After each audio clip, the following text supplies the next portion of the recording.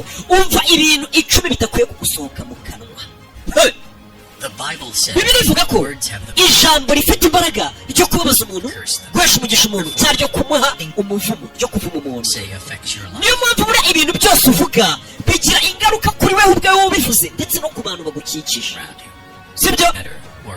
Yaba mu buryo bwiza cyangwa uburyo bubi, buriya ijambo rigusohotse mu kanwa rishobora kukugiraho ingaruka cyangwa rikarigira kukwegereye, cyangwa n'uzumva ko ryakuvuye mu kanwa, ryaba ryiza ryaba ribi. Mbega umuntu akaba yavuga ati uriya muntu agira amagambo meza cyangwa agira amagambo mabi, bishobora kukugiraho ingaruka mbi cyane ko ijambo risohotse ngo mu kanwa baribara nk'umwambi uvuye mu muheto, ntabwo ushobora gusubirayo. Ijambo ntabwo risubirayo.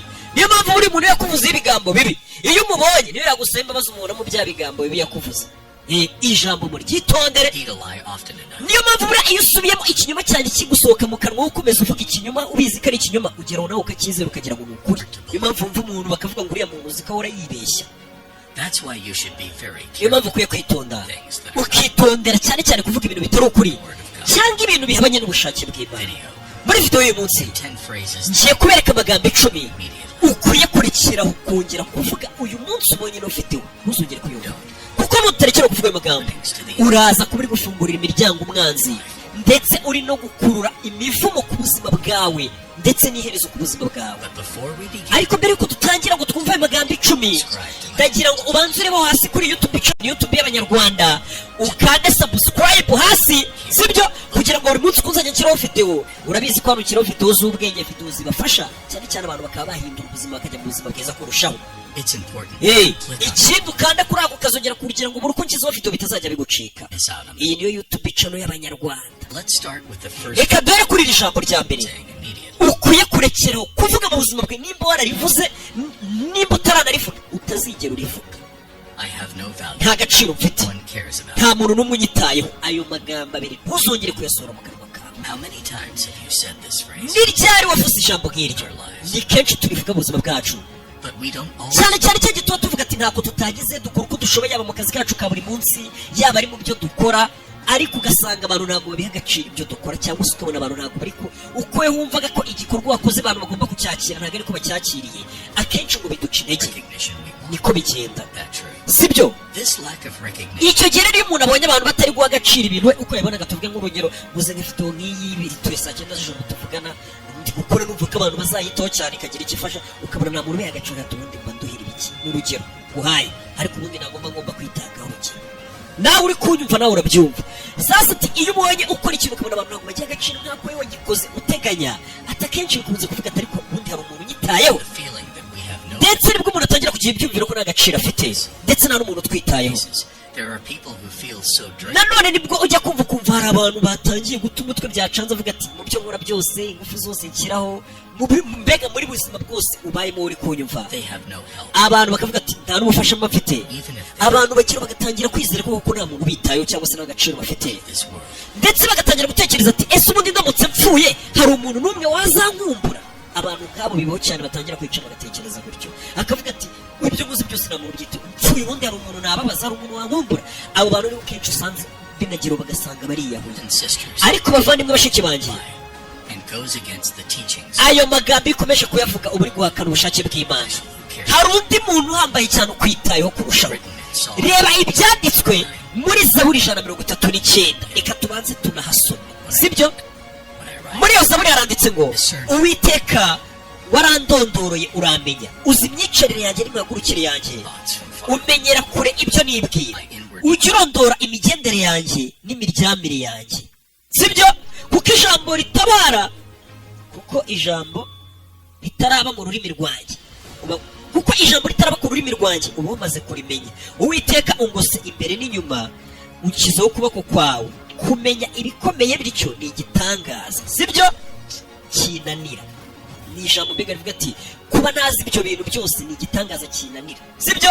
Ibyo byanditse muri Zaburi 139. Reka twikomereze noneho, hano baracyatuganirira, nagira ngo mbasomere. Ndetse ari ukwiye kujya gushimira Imana ukavuga ati naremwe neza ndetse ndi igitangaza, aho kugira ngo uvuge ngo nta gaciro ufite, ndetse ukavuga ati imirimo y'Imana iratanga, nako nta nubwo ari ukuvuga ngo wakora, ntibinashoboka ko washimisha Imana utayizera. Nanone reka twongere turebe irindi sezerano Imana yaduhaye riri muri Zaburi nanone rivuga kuri icyo kintu. nanone riravuga ngo iyo umukiranutsi atabaje imana iramwumva cyane cyane yari kurira ndetse imana ikaza ikabakura mu bibazo byabo. Ayo magambo ari muri Zaburi 34:18. ndetse imana ngo ibiri hafi y'umutima umenetse, ndetse imana ngo iraza igafasha abo ngabo bacitse intege mu bugingo ikabegera uko byamera kose. uko wababara kose ntuzigere uvuga ngo imana ntiyumva isengesho ryawe. jya wumva ko imana iteze amatwi isengesho ryawe uko warisenga kose, aho warisengera hose, ndetse ko imana buriya nk'umubyeyi ngo iba yifuza ko izo ndoto zawe cyangwa icyo kintu wifuza kugeraho gituma wumva ko imana itakumva, cyangwa se icyo kintu aricyo imana ahubwo iba yifuza ko unageraho cyane, iba iri kubipanga. nanone ariko ngo ni ingenzi uko tugomba gutega amatwi ku bisubizo by'imana. yego ngo wasenze usaba imana iki kintu, ariko nanone ngo tujye natwe dutega amatwi ibisubizo by'imana, kuko icyo washakaga hari igihe imana gitahita ikiguha muri ubwo buryo wagishakagamo. nanone ngo guceceka kw'imana mu kintu wayisabye ngo nacyo ni ikindi gisubizo kandi cyiza. nusaba imana ikintu ukabona ntigiciyemo, ukabona imana urasenga ikicecekera, ngo buriya ngo nacyo ni igisubizo cyiza, nubwo abenshi tuba tutabizi. ndetse ibyo ukwiye kubyumva. rimwe na rimwe imana iravuga ati menya iki ibintu bigomba kubera unategereze. cyane cyane imana nanone ngo ifite uburyo igomba kukwereka ko hari ishobora no kugusubiza ibintu utashakaga kumva. hari igihe uba ushaka ibintu biteye ako kanya, imana ikabona ngo ni bibi cyane kuri weho ikabikurinda, kandi wowe wenda ibyo bintu utari witeguye kubyumva. cyane ko ngo imana ari izi bidukwiriye, cyane ko twebwe ngo nibyo dusaba kenshi biba bitewe no mu bushake bw'imana. imana itureba ikavuga ati mwe muri gusaba ibintu nyamara ntabwo ari ibintu abageneye, wowe ukagenda uvuga ngo imana ntabwo ibyo yisabye yabisubije. cyangwa se imana yaba iri n'ibisubiza ikabiguha mu gihe yo ngo ibona ko ari cyo gihe cya nyacyo, wewe washakaga ibyo bintu mu gihe yo ibona atari icya nyacyo. rero jya wihangana, ntukajye wivuvuta, kandi ntuzigere urekeraho kwizera. ahari wabona ibintu bitarahinduka, cyangwa se ibyo bihe nanone bibona urimo, imana ikaba iri kubikoresha kugira ngo iguhindure neza kurushaho. ijambo rya gatatu rero ukwiye kurekeraho kuvuga uyu munsi wa none, kugera uvuga ngo ikibazo ufite nta gisubizo kizigera kibona, cyangwa se ngo iki kibazo cyarenze ibisubizo byose, iki ntabwo cyakemuka. imana yaravuze ngo ikidashoboka ku bantu ngo ku mana kiba gishoboka ndetse cyoroshye cyane. ibyo biri muri Luka 18:27. hahandi uvuga ati imana ibi bintu ndayamanitse ntabwo bishoboka, ngo ku mana ibyo bintu ngo biba byoroshye cyane. muvandimwe, ntuzigere na rimwe umanika amaboko ngo wumve ko watsinzwe igihe kitaragera. hahandi utangira gucika intege ukavuga ati ibintu mbivuyemo ntabwo n'ubundi bizigera bishoboka. kuri weho ngo ntabwo bishoboka, ariko ku mana birashoboka. ngo nta situwasiyo n'imwe imana itahindura, ndetse uko ikibazo cyangwa iyo situwasiyo uko yaba igaragara ko ikomeye kose, hahandi ubona byarangiye ikibazo uvuga ati uko byamera kose kino kibazo ntabwo gishoboka gukemuka.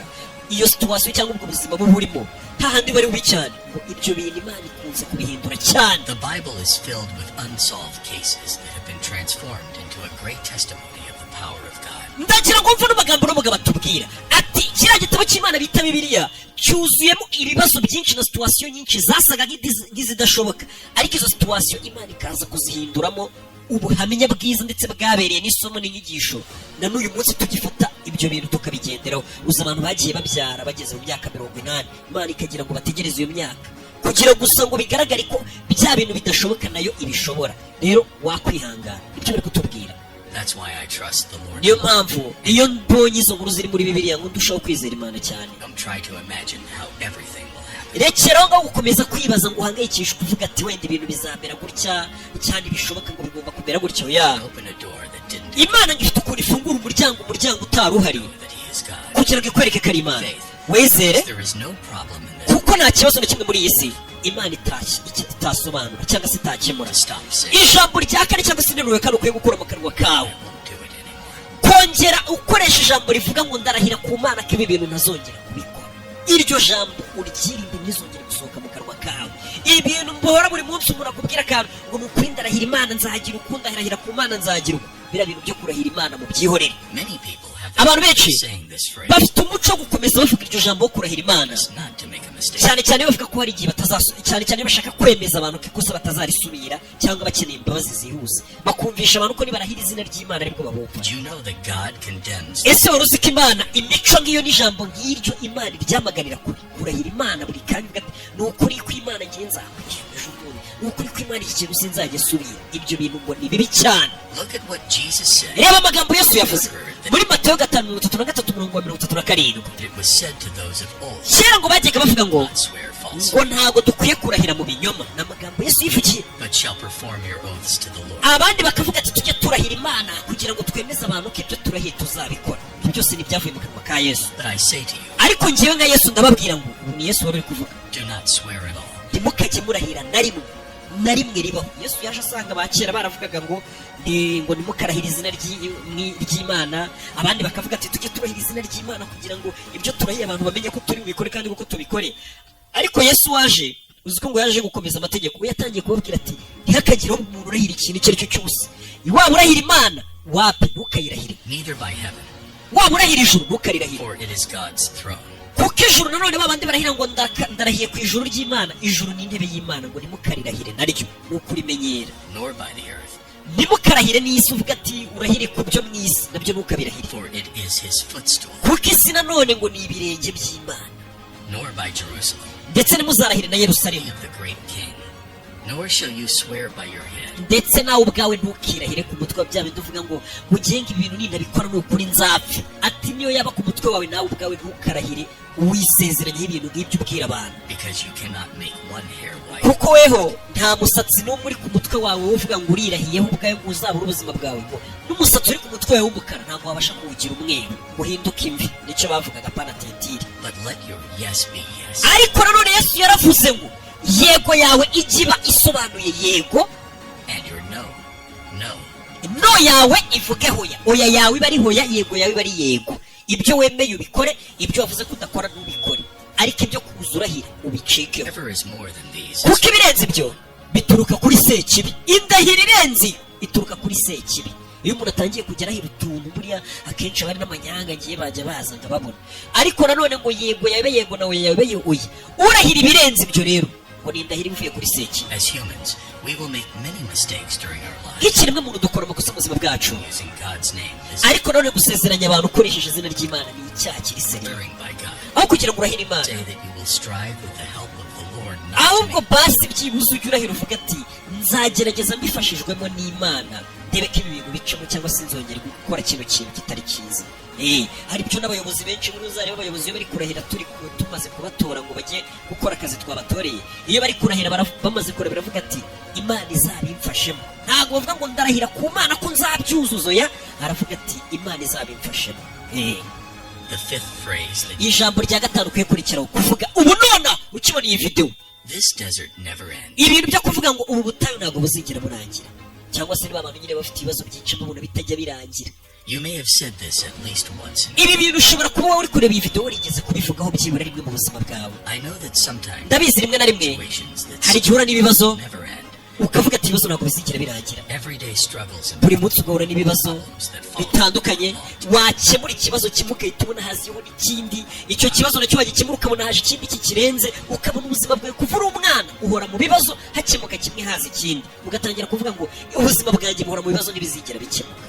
Ibyo bintu ngo ni bibi. Get out of one problem. Buri uko uvuye mu kibazo hahita haza ikindi gitaraganya. You need to be careful Ukwiye kwitondera amagambo yo kuvuga ngo because it steals your hope and your kuvuga ngo ibibazo urimo ntibizigera birangira, kuko ibyo bintu bikwiba ibyiringiro byawe no kwizera kwawe. faith. When you open your mouth to Iyo speak, ufunguye umunwa wawe ukavuga ngo ibibazo ntibizigera birangira, giving the enemy the freedom umwanzi uba uri kumuha muri Satani uba uri kumuha uburenganzira bwo kugira ngo kuko ibyo bibazo bikomeze bikubangamire mu nzira zawe. Ariyo mpamvu bakubwiye ngo ijambo rikuvuye mu kanwa ni ikintu ukwiye kwitondera, gishobora kuguhesha umugisha, umuvumo, cyangwa se kikica n'umuntu. Niyo mpamvu bavuga ati iyo ukomeje kuvuga ngo ibibazo n'ubundi ntibizigera birangira, Satani uba uri kumuha inzira yo gukomeza kuko ibibazo abigutamo umusubirizo. brother. Niyo mpamvu You'll muvandimwe be urged to complain. Remember this promise from Psalm 34. nuzajya wumva ugiye gucika intege wumva ibibazo kuko byo bitazakemuka ujye wibuka ijambo ryanditse nanone muri Zaburi ya 34 ni ijambo rivuga ngo The righteous person may have many troubles, ati umukiranutsi nubwo yahura n'ibibazo byinshi uko byabingana kose but the Lord delivers him from them. imana ngiraza ikabimukuramo byose uko byakabaye ibyo bibazo ntimusigire na kimwe. What a promise. mbega isezerano Sisters, bavandimwe banjye, so take hold of it. iryo jambo cyangwa se iryo sezerano muryizirikeho. ni ijambo imana iba yarivugiye ati umukiranutsi ibibazo byose yaba arimo uko byabingana kose nzabimukuramo byose. And start prophesying. nimumara kwizera iryo jambo mutangire muryature murikoreshe murivuga cyane munabihamya mu mutima wanyu From today on, uvuga ati guhera uyu munsi that the Lord will ndizera imana kizangura mu bibazo byose ndimo, aho kugira ngo uvuge ngo ibibazo urimo ntibizigera bishira. buri kanya mu kanwa kawe ujye uvuga ati nyamara ibi bibazo nubwo mbirimo ari byinshi ndabizi imana izabinkuramo. again. When do you start prophesying this? iyo utangiye kuvuga ayo magambo ko kuyizeye mu kanwa kawe You start speaking this with ugatangira kuvuga ibyo bintu n'umunwa wawe, attracting blessings to uba you. utangiye kumera nk'aho ubaye rukuruzi kuri umugisha ku buzima bwawe. buriya mu buzima bwanjye sinakwivugaho ikintu kibi ni munsi ati iyo ukomeje kwivugaho ibintu byiza nk'ibyo ngibyo imana ngo ikugira nka rukuruzi ugatangira gukurura noneho imigisha. ni amagambo afungura imigisha. ijambo rikuvuye mu kanwa rishobora gukurura umugisha ku buzima bwawe cyangwa rigakurura umuvumo ku buzima bwawe n'ibibazo, rigakurura na satani ku buzima bwawe. niyo mpamvu ikintu kikuvuye mu kanwa twatangiye iyi video mbabwira kiba ari ikintu cyiza gusa, yaba ari wowe ukivuga waba ukivuga ku wundi muntu, cyane cyane mwirirwa muvuga abandi bantu ushaka. And increasing your faith. ndetse ibyo bintu bikongera no kwizera, You start believing that today's problems will no longer exist tomorrow. ndetse mu buzima bwawe ugatangira kwizera unatura ko ibibazo ufite uyu munsi ejo bizaba ari ibisubizo, And that soon this storm will pass. ndetse vuba bidatinze iyo mihenge n'ibyo bibazo byose bizacaho. God. icyubahiro kibe cy'imana. The sixth phrase. ijambo rya gatandatu ukwiye kurekeraho kuvuga mu kanwa kawe, Better for me to give up on everything. ijambo rivuga ngo byaba byiza noneho ibi bintu byose nanabiritse. iryo jambo twese akenshi turarivuga, hahandi ujya ukavuga ati ubundi ibintu byose wabirika nkanabivamo kandi ibyo byaba ari sawa. cyane cyane ibyo bintu bibaho. This is a very common iryo phrase. ni ijambo risanzwe kuri twese. They think it's no longer worth continuing to fight for something. iryo ni ijambo ritumaho twese ngo iyo twumva ko ikintu twaharaniraga cyangwa se twashaka kurwanirira twumva twacitse intege ntabwo tutagize ariko bitari kugenda bicamo. Whether it's a personal yaba ari za ndoto z'ubuzima bwawe bimwe wifuza ati nzagera kuri ibi mu buzima bwanjye nzagera kuri bino ntukagera ukabicika intege ati ubundi wabishingukamo nkabireka. a marriage, yaba ari bya bindi uri kurwanirira urugo rwawe uvuga ati reka urugo rwanjye ngomeze ndurwanirire wenda bizagera bigende neza, ukagera ukavuga ati ubundi reka nabivemo byose. a job opportunity, yaba ari amahirwe y'akazi wowe udepoza ahantu byanga ujya ahandi byanga ukavuga ati ubundi ibintu ndanabiretse. ati iryo jambo ribi kuvuga ngo byose ngiye kubishingukamo nibwo bizamera neza. and many people abantu benshi giving up and letting birangira bacitse intege bakarekeraho gukomeza guhatana mu buzima bwabo, wa mwuka wo guhatana wo kuvuga ati ikintu reka ngiharanire bakagira bagacika intege as they think it's too difficult. kubera ko bumva ko icyo kintu kigoye kukigeraho. Easiest way out, uburyo bwiza bwo kubisohokamo ibyo bintu give up on everything. bakumva ko ari ukubivamo nyine byose bakajya ahandi hantu ibyo bintu bakabireka. But if we look at the promises, ariko iyo turebye ku masezerano imana yagiye iduha muri bibiliya realize that this phrase nibwo tubona ko iryo is jambo our life. ahubwo ari ijambo rikerereza ubuzima bwacu. iyo uvuze ngo ibi bintu ngo mbaye mberetse mbivuyemo uba ugiye gukerereza ubuzima bwawe kandi wenda haburaga gato ngo ibyo bintu wifuza kubigereho. Look at what the Lord is telling you. reba icyo imana ikubwira uyu munsi. God commanded you. Be strong and courageous. imana iravuga muri iyo suwa rimwe icyenda ngo ese sinagutegetse, niko imana ivuga, ntabwo ari ibyo yadusabye. ese sinabategetse ko mugomba gukomera kandi mukagira umurava. ni itegeko imana yaduhaye, ntabwo ari ibintu yatwingingiye. iyo suwa rimwe umurongo wa 9, sinabategetse ngo mukomere kandi mugire umurava. ibintu byo gucika intege mu bubwa ibyo bintu ntabwo imana yigeze bidutegeka, ibiva kuri sekiri. ucitse intege uti Do not be afraid. ntugire ubwoba cyangwa ucika intege, iryo ni itegeko ry'imana riri kugusomera, ntabwo ari iri kugutegeka. For the Lord your God will be with you wherever kuko imana yawe ariyo ngewe nzabana nawe aho uzajya hose. wumvisha ariko aho uzajya hose ni ukuvuga ngo aho uzajya hose yaba ari muri ibyo bintu byanze byaba ari hose ngo imana izajya igendana nawe. nabo uri ubona ngo byanze muba muri kumwe. Glory to God. reka icyubahiro none twongere tuvuge ngo kibi cy'imana. I believe the Lord is yizera ko imana to keep going today. iri kuvugana nawe muri kano kanya uri kureba ino video. So if this message that I am bringing to you nimba buno butumwa uyu munsi nakuzaniye ora murira uvuga ngo nta kintu mfite, ngo nta n'imyenda mfite yo kwambara ngo njye hanze cyangwa mu kirori, how many times have ni you said ryari wagiye uvuga iryo jambo today or wenda many ufite amasabukuru cyangwa ubu kugiye kujyamo ukavuga ngo nta kintu ufite cyo kwambara, and then you looked at that closet full ariko of ibyo byose ukabivuga uri kureba mu kabati kawe kandi kuzuyemo imyenda, and nothing to wear? warangiza ukavuga ngo ntacyo ufite cyo kwambara. Danger. ibyo ni ibibazo bikomeye uba uri kwishyiramo. That's because sometimes we ibyo ni ukubera ko akenshi that God gives us. tudakunze guha agaciro ibintu Imana iba yaraduhaye, ahubwo akenshi duha agaciro ibintu twifuza kugeraho, aho kugira ngo tunicare duha agaciro ibintu ako kanya dufite twagezeho twahoze twifuza kugeraho. That shows ingratitude. ibyo bintu bitugaragaza nk'abantu b'indashima. gusa umuntu ngo nabuze ikintu nambara akabati kuzuye imyenda. Just look at what Jesus teaches. reba icyo Yesu yavuze muri Matayo chapitire ya 6 Chapter 6. umurongo wa 28-29. Clothes. kubera iki muhangayikishwa n'imyenda? ibaze ko ibyo bintu by'imyenda Yesu yari yarabivuzeho, biriya mwirirwa muvuga ngo nta myenda ufite yo kwambara, ngo ni ukuri nta kintu mfite.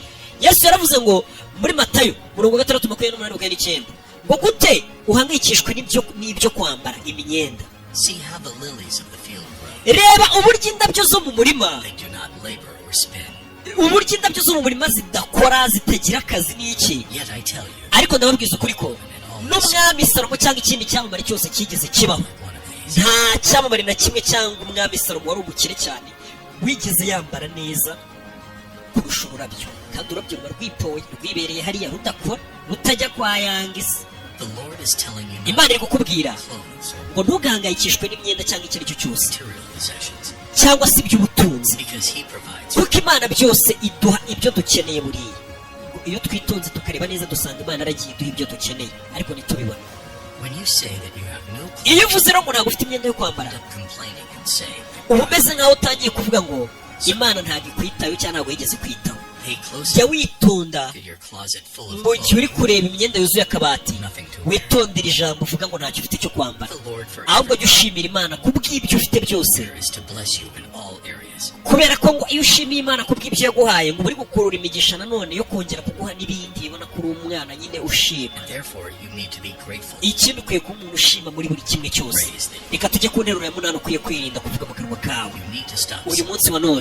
is, God will not forgive me anymore. ijambo rivuga ngo Imana ngo ntabwo izigera imbabarira noneho pe. Someone told me that they had rimwe sinned. hari umuntu ugeze kumbwira ngo nakoze ibyaha byinshi cyane, God will no longer ku buryo ngo yigeze avuga ati ibyaha nakoze Imana ntabwo yabimbabarira pe.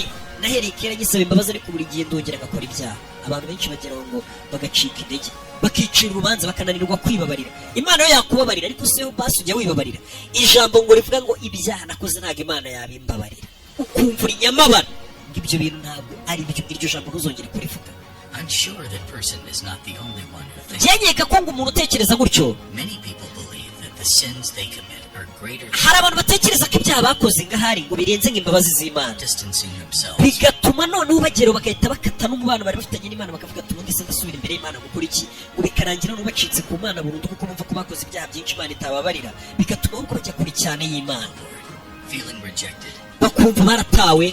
icyo ni ikinyoma. If you have ever said this phrase in your life, nimba warigeze uvuga iryo jambo mu buzima bwawe, rekera kuzongera kurivuga igitaraganya. the Bible says reba icyo biri bivugaho. we confess our sins iyo twicujije ibyaha byacu, Imana just to forgive us our iyo sins. iba yiteguye kubabarira ibyaha byacu ndetse ikatweza, ntihagire akaha na gato kadusigaraho. Doesn't stop. ntabwo ari aho bihagarukira gusa. There are several other passages in the Bible. hari andi magambo menshi ari muri Bibiliya agaragaza ko God does not look at the quantity of sins, ko Imana itajya kenshi yita ku bwinshi bw'ibyaha byacu cyangwa se amabara twakoze, waba warishe, waba wasabye, icyaha cyose wakora, ngo Imana ntabwo ireba ubwinshi bw'ibyaha twakoze to forgive someone. kugira ngo ibabarire umuntu. ntabwo ireba ubwinshi bw'ibyaha wakoze ngo ikubabarire. The only condition He sets for ikintu forgiveness cyonyine Imana igenderaho ibabarira umuntu ntabwo ari ubwinshi bw'ibyaha wakoze. Imana igendera ku giki? is repentance, Imana igendera ku kwicuza, change. ndetse ikabona ko n'umutima wawe basi ufitemo gushaka guhinduka. icyo nicyo kintu cyonyine Imana igenderaho, kwicuza, ikabona ko wifuza rwose nta kuba utageze ushyiraho iforu ngo uhinduke.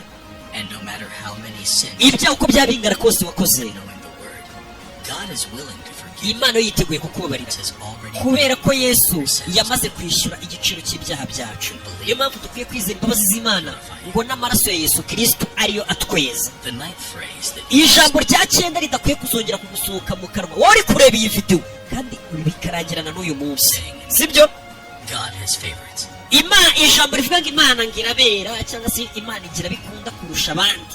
Many people who go through abantu bari guca mu bibazo bihambaye cyane byabarenze unlucky bakunze kuvuga ngo ngiye nta mahirwe nigeze ngira, twa tugambo tw'amaganya twayo, ngo ngiye nta mahirwe nigeze ngira, bariya kuki ari ngiye bibaho buri gihe, has only happened to them. kubera iki ari twebwe bibaho abandi bitababaho. With this, They start looking down on themselves. ibyo bintu bigatuma batangira kwisuzugura Think that God only blesses some people, ndetse bakumva ko imana ifite abantu bamwe igiha umugisha cyangwa ikemura ibibazo abandi ntibikemure.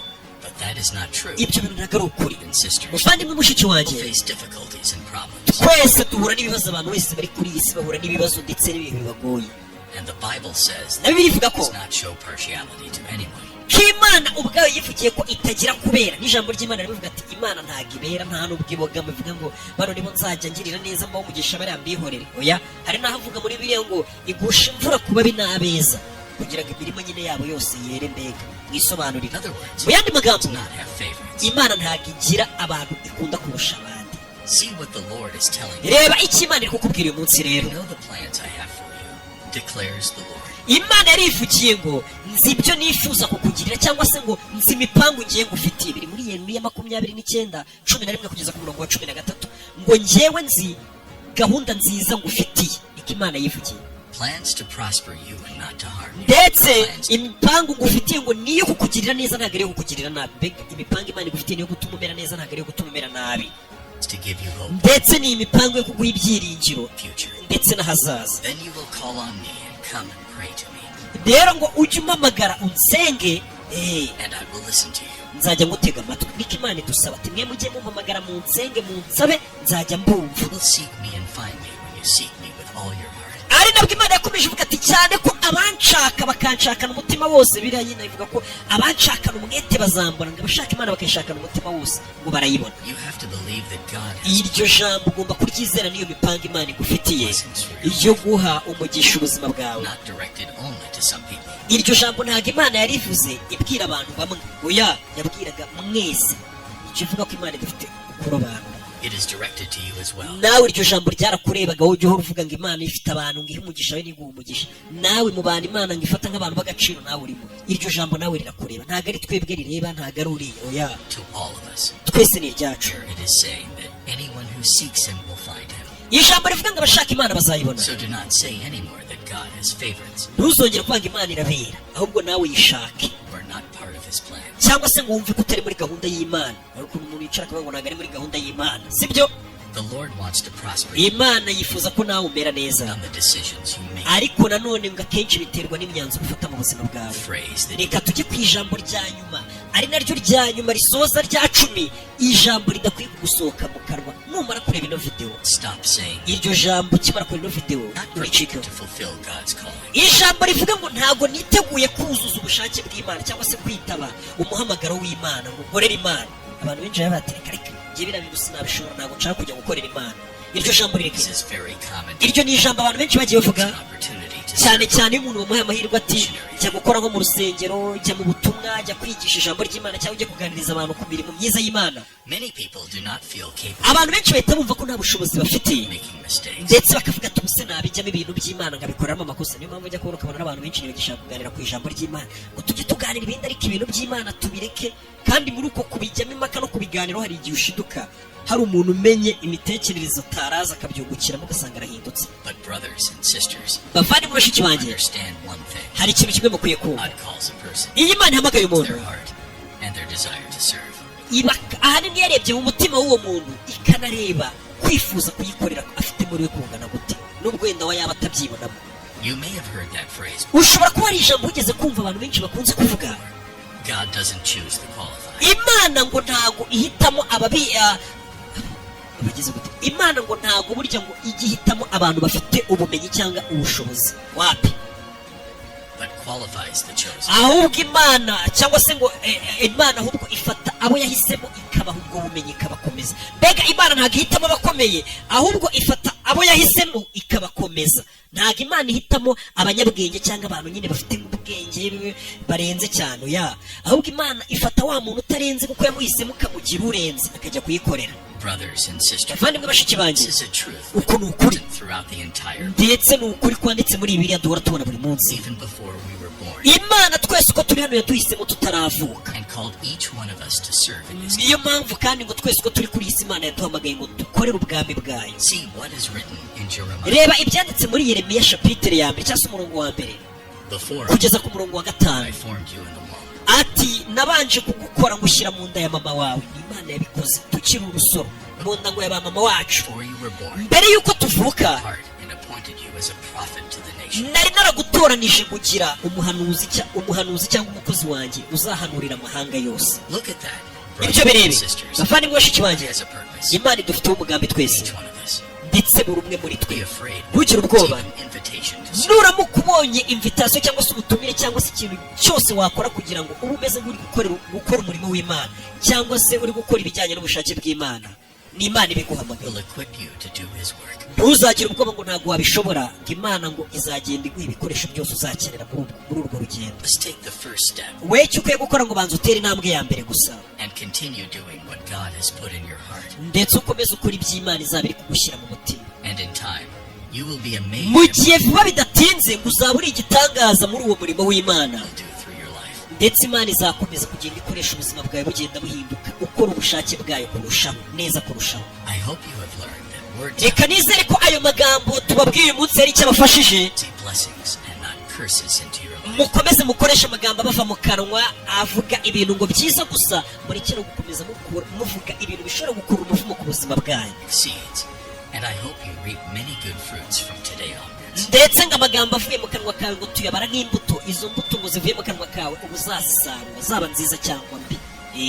Imana ibahe umugisha badukurikiye. Mwibuke gukora subscribe aho hasi ndetse na ya comment. Ciao ciao.